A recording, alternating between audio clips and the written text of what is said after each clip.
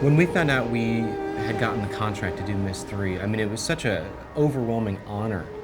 The only thing you could really equate it to is being in the film industry and having George Lucas say, "I'd like you to make the next Star Wars for me." There were certain themes in the game that we really wanted to stay consistent with, but we also wanted to add technology that would let the player look 360 degrees around them. We're not hiding anything, it's a complete world.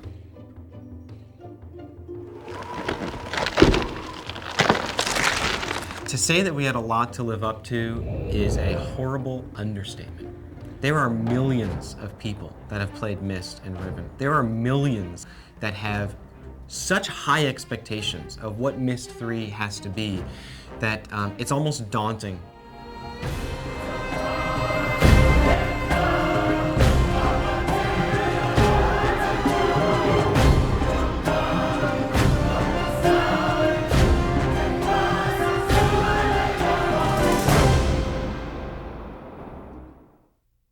Myst was a remarkable product when it first came out in 1993. A company by the name of Cyan produced the product. It's a phenomena in the game industry. No game has ever sold that well. The premise behind the Myst series is that this culture called the Dunny have found a way to link to the infinite possibilities that there are in the world by writing these books. And essentially, the great thing about this from a designer's perspective is that you can let your imagination wander. Anything that can be imagined exists somewhere. All you have to do is write it.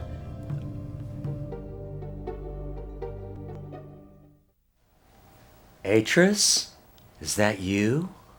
Come to rescue your book so soon?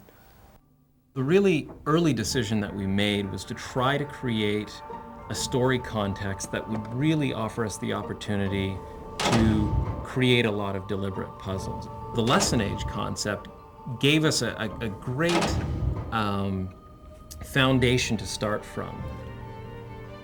My sons, I promise to teach you the secrets of my ages. This world is the idea behind the lesson age concept began with a question. I was looking at Myst Island from the original game, and I was thinking, why would someone who has the ability to write a link to a world with such diverse and unusual elements within it? Well, if Atris wanted to educate his sons about certain fundamental concepts, then he would write a linking book in such a way that it would incorporate these diverse elements. And it was really from there that the idea of these teaching ages arose. This what you expected, Atris? When you followed me here hoping to reclaim Relation? One of the challenges of telling a story in an interactive game is that you can't always control what sequence of events is going to occur in the game. So in order to make a story work in Exile, we had to come up with ways in which we could tell the story from various directions. What's the matter, Atris? Can't remember how things work? You'd get snippets of the story the more you progress through the game. You've returned, but where's Relation? I think what Cyan managed to capture in the Myst games is a world that felt very bizarre and surreal and intriguing, but at the same time somehow familiar. They would take these things that were perhaps medieval or Baroque and juxtapose them in a certain way that was impossible in our own world. And I think that made it very accessible for a lot of people. What I really wanted the designers to explore was the boundaries of what was defined as an age. In Myst and Riven, you see an age as this island within sort of an endless sea in this world. And for us, that could be anything. The environments of Exile aren't meant to be intimidating. Jananan is a very tropical environment and sort of a rock climber's paradise. Voltaic has sort of a Grand Canyon feel, a very majestic feel. Tamana is the new home for Atris and Catherine and their baby Yisha, so we wanted something that was very familiar, very Myst and Riven-like. Some of the other environments are very different. The original idea we had behind Idana, or the Life Age, as we referred to it in production, was to gather as much life and enrichment as possible into one area. This is basically all about life. The idea of the inverted tree was taking something normal and tweaking it and making it a little abnormal. Taking the tuft of the tree and turning that into the enclosure or the living space and letting everything else fall into the ocean, and then going for the absolutely radical. Technologically speaking, I mean, we ran into all sorts of issues. I was no longer confined to a flat two-dimensional map. I had to work three-dimensionally. I had to basically come up with another way to model this thing out. Everything was a challenge in this one. It is amazing how much work it takes to put together a project like this. You sort of have to step back and say, we are going to build the best game we can possibly build. We are going to put our heart and our soul into it. One of the first steps in achieving the graphics was to make sure that we had quality personnel. Our designers had to be top-notch. Our modelers and texture artists had to be some of the best in the industry. We had a lot of artists that were already using 3D Studio Max here at Presto Studios, so we started looking into the package and seeing how well it could do high-res, pre-rendered graphics for our game. The animators did a couple of tests early on, and the results were very positive.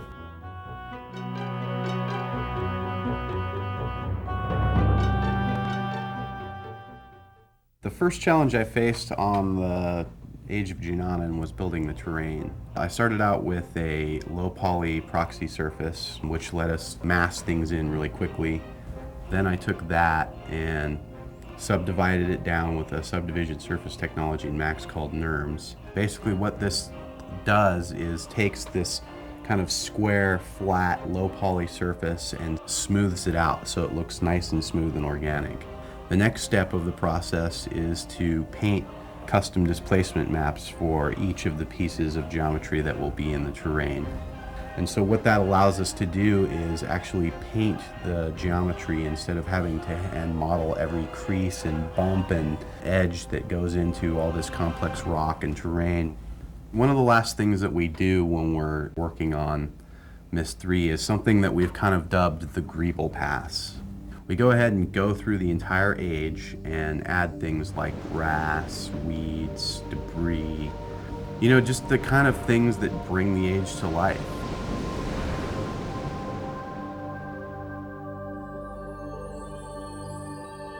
I think with Exile, we really felt we had the opportunity to push the boundaries of pre-rendered 3D graphics to really create an exceedingly detailed, realistic world.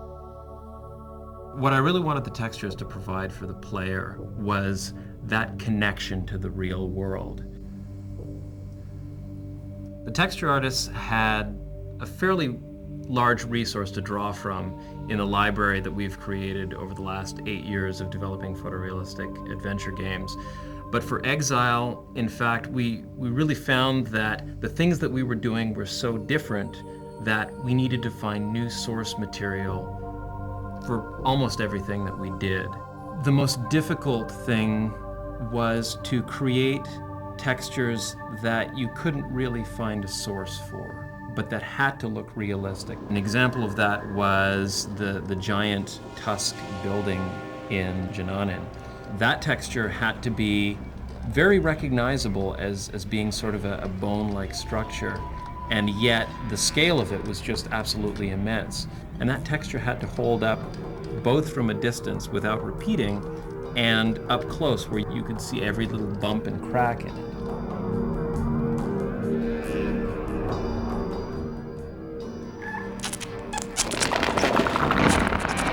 With the puzzles, we really wanted the player to have a clear idea of what they were going to do and what they were trying to solve and be able to see the outcome of their trials right away.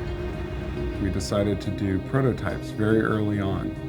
We would do 3D animations to show what things might look like and how you would interact with them.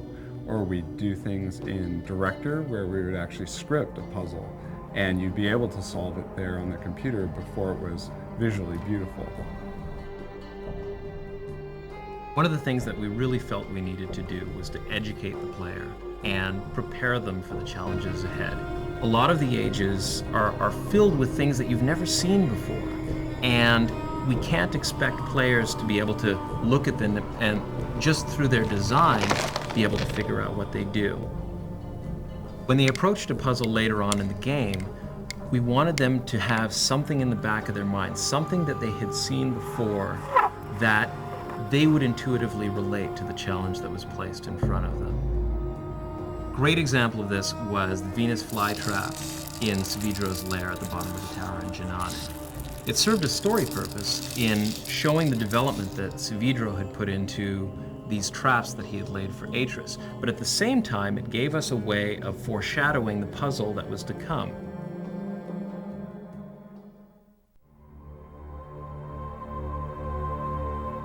In my own opinion, I think that lighting was probably the most powerful tool that we had in creating these worlds. The mandate that I really put on each of the animators was to, with every scene that they created, to create something that would be a back-of-the-box picture.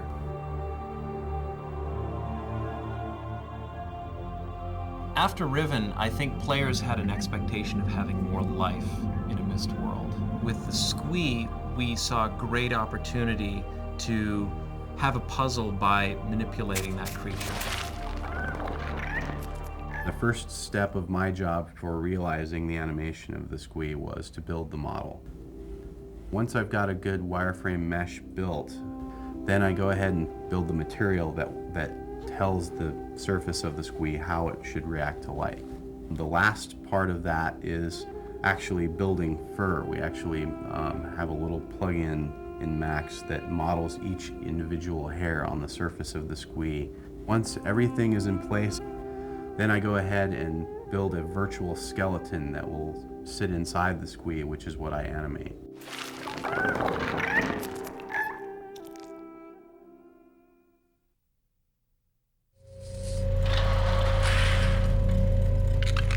Almost every animation in the game requires a very specific sound. The ocean water lets you know that there's this vast ocean out there. A little bit of wind makes it feel real. So when sound first comes in, it really sets the mood for the entire environment.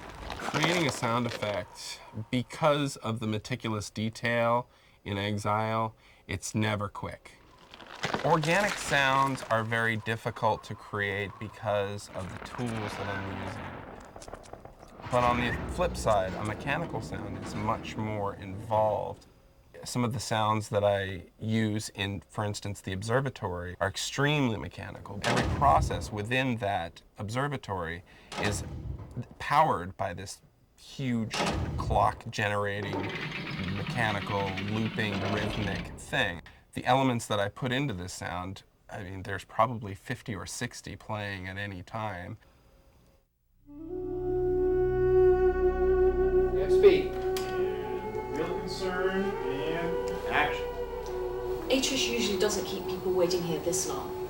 He's just been so concerned about his books. Myst 3 was a very complicated video shoot. There was a lot of very specific camera techniques, lenses used, that type of thing. Every single light that was in the computer-generated world, we would match on stage with a real physical light. And we'd use all kinds of gags, things to block to simulate leaves, or cutouts to simulate doorways. All of these kinds of things help to sell the shot. When the character walks into the room and the light falls on them properly, you can't tell what's reality and what's computer generated. I suggest that you think very carefully about using it. Because the one thing I know about linking books, the doors they open don't close behind you. We had a really tricky shot in Exile. The idea was Atris walks in one end of the study and Savidro sort of links in behind. And we wanted to have this single continuous shot where the camera turns and looks at Atris and then turns all the way around and sees Savidro. The final composite with all of its elements actually took place over the course of 2 months. You have 4 pieces of video, you have special effects, you have the fire, you have the curtain falling away, and on top of that you have the camera swinging around, you know, wherever it wants to go. Getting that effect done, in the can, looking right, was probably the most difficult video I've ever had to do in my entire life. Basically, we take the original footage, which is shot on blue. We knock the blue out of that, so all we have is the character that remains. We drop the character on top of the background, and that gets us 80% of the way there. In Combustion, we put it all together, sort of timing this piece over here, this piece over here, and because Combustion is actually a 3D compositing tool, we're able to move the camera and swing it around. It's a tremendous opening to the game. No! No!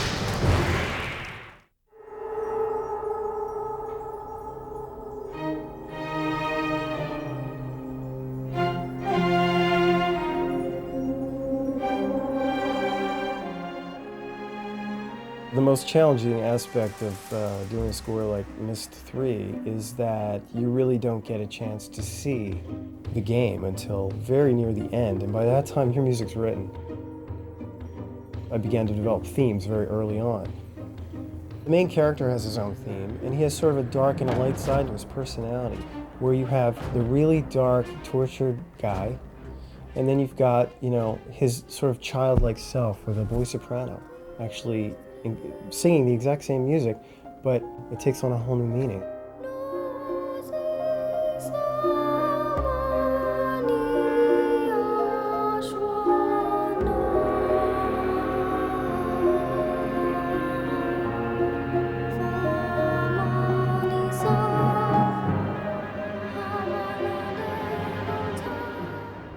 Then there's also sort of the theme of the entire game, with all the choir singing in the language of this new title. I sent the first draft to Presto, and they're like, okay. And it was a really fortunate place to start, because that really was the umbrella under which everything else could be tweaked and developed. The music is the unseen character in any media form. It does become something that the listener may not really be thinking about, but yet affects their perception of what's actually happening on the screen, whether it be a computer screen or a television or movie screen. Meeting the Dunny, those brave men and women who are building a new life for themselves, I realize I've been given another chance as well. We designed this unseen character together, between Presto and myself, to heighten the drama, to heighten the experience.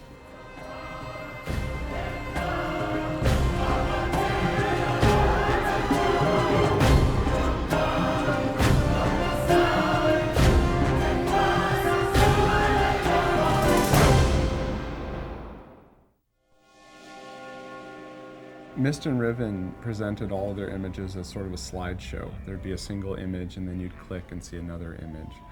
With Myst 3 Exile, we really wanted to immerse the player much more than just a slideshow.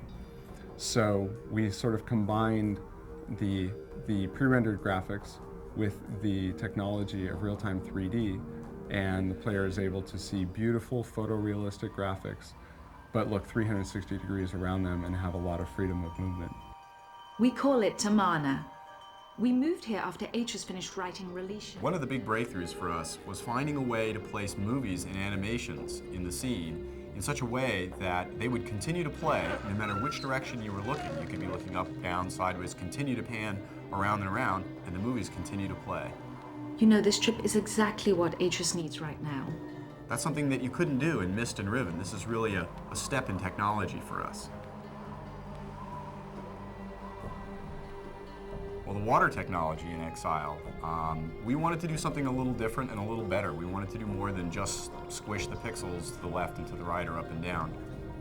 One of the coolest features about the water technology is the way we gave it the appearance of fading off toward the horizon. It really gives you a strong sense of distance when you're looking at the scene.